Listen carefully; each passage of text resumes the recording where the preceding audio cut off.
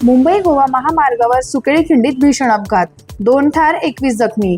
मुंबई गोवा राष्ट्रीय महामार्गावरील नागोठणे जवळील सुकेळी खिंडीत शुक्रवारी पहाटे भीषण अपघात झाला।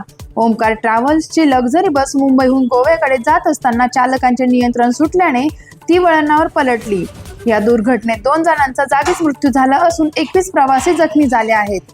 मृत्यूंमध्ये नाईम निजाम शेख आणि नीलम वैभव विभूते यांचा समावेश आहे। जखमींना तातडीने पनवेल येथील MGM व अपोलो रुग्णालयात उपचारासाठी दाखल करण्यात आले। अपघातानंतर परिसरात एकच खळबळ उडाली होती।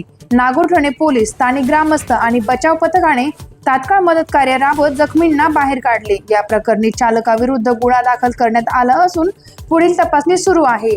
टाइम्स ऑफ महाराष्ट्र न्यूज साठी रायगड प्रतिनिधी दिनेश ताफळकर यांचा रिपोर्ट।